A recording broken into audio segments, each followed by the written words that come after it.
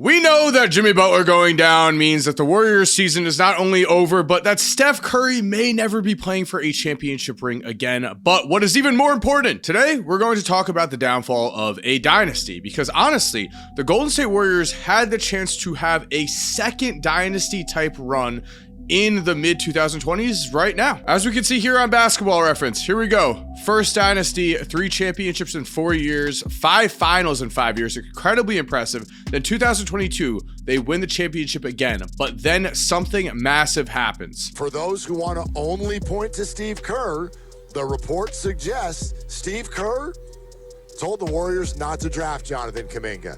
Steve Kerr told the Warriors to draft Franz Wagner, and they did not, which is fascinating because it makes me want to know, well, who was it to override Steve Kerr? Yeah, who was it? Who was the mystery man that got us Jonathan Kuminga instead of Franz Wagner? Now, immediately, Franz Wagner on this team would be such an upgrade. I mean, he's been injured, so we do have to go with that. But so instead of having an all-star type talent in Franz Wagner, who Steve Kerr wanted, I mean, Steve Kerr has been getting a lot of flack this season, but if he wanted Franz Wagner over Kuminga, that is huge. And that is just one of the 3 giant mistakes that the Warriors made to derail a potential second dynasty here. We are going to cover all 3. But here are the current comments on Jonathan Kuminga. We really need to listen to this. So as we know, heading into this, Jonathan Kuminga demanded a trade. I think when you in terms of demands, when you make a demand, there needs to be demand. No! Demands right there. When you make a demand, there needs to be a demand, basically, for you to be traded to. So not only did the Warriors mess up this draft pick, which, I know we're going to hear hindsight is 2020, which is all fine and well, but that is what happens in the NBA draft. Sometimes you make mistakes, and guess what? It costs you a second type of dynasty. The Warriors have a lot of championships. I'm sure their fans are very happy, but again, we're talking about the possibility of one of the greatest NBA dynasties of all time. Now, they already are up there, but if the Warriors were able to go to a second level to still be dynasty contention right now, I mean, it's just something we need to reference. And here is what Vince Carter, Chris Bosh, and Carmelo Anthony think about the Jonathan Kuminga comments. So I think he's saying that make a demand. that makes you the man. Yeah. You need to be the man to have demand, I think is what they're saying. Got it? Yeah, you need to be the man. Yes. In order for you to demand. But at the same time, you can't do this to this guy and then come back and say that. Yes, I agree. That's my opinion. Like, you can't, you buried this man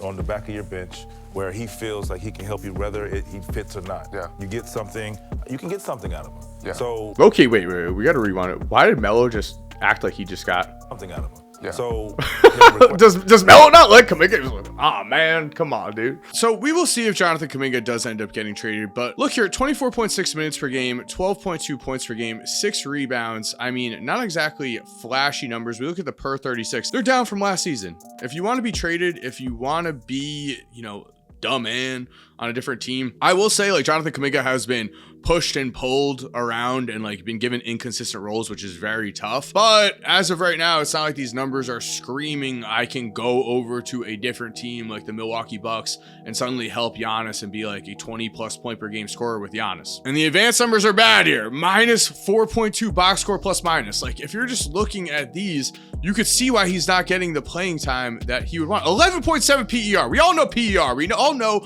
15 PER is standard. If you are under that, you're not performing at the level that we would want to be watching. He will be getting the playing time now. We'll see the trade market. Well, here are multiple things. First of all, the second apron is going to kill the Golden State Warriors. We see 9 players under contract: Steph, Dre, Jimmy, Moody, Pods. And really here, you can't build a team with old stars to win in the CBA because the older stars are getting the more expensive contracts. They're the guys that are able to get like the $60 million a year. 16 consecutive did not plays for Jonathan Kuminga, and then he drops 20 points. I mean, bro respawned with full attributes. If he's able to drop 20 and he's not getting any playing time, it feels like, my coach when I was in high school. He just didn't appreciate my talents. I did mention, though, that there were 3 reasons why the Warriors dynasty has slid. Let's look at 2 and 3 here. So number 2, Steph, Draymond, and Clay made it clear to management they want the franchise to focus on the pursuit of a championship giving up their 2 lottery picks. Okay. But if we scroll down a little bit more, we actually get number 2, the biggest,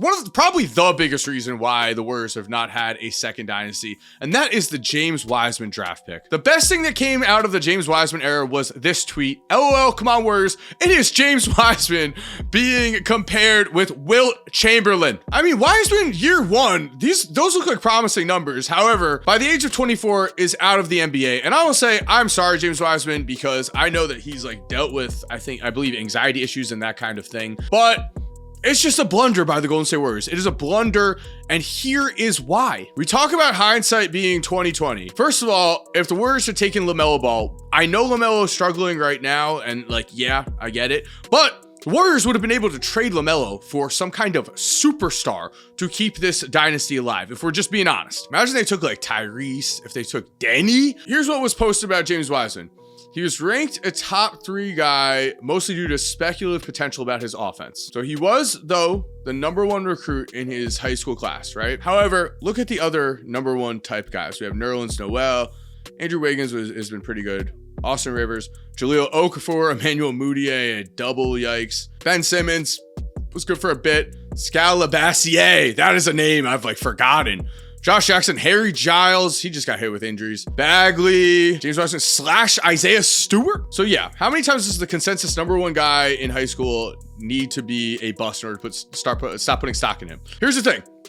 James Wiseman played 3 total games in college. We can talk about the hindsight being 2020, but at the end of the day, if you're going to draft a guy who played 3 games in college, he better be Kyrie Irving. You better be right about this. And for the Warriors to have gotten this incorrect, it's the type of thing that ruins dynasties. And we also have multiple things here. A little bit of a side note back to Jonathan Kuminga. Jonathan Kuminga is a good basketball player, great personality, great kid. He's a hard worker. So Hoopers do. They come in and show their imprint. Everybody knows JK can play basketball. We love him. Why are all like Draymond, same thing. He's doing it better than I would have. Why do the players love Jonathan Kuminga, but the coaching staff hates him this much? I myself pointed out the advanced numbers, so I do get that. But it's like, if you have played basketball in the past, you know that if you have the short leash, if you're gonna get yanked at any point in time, it is very tough to perform.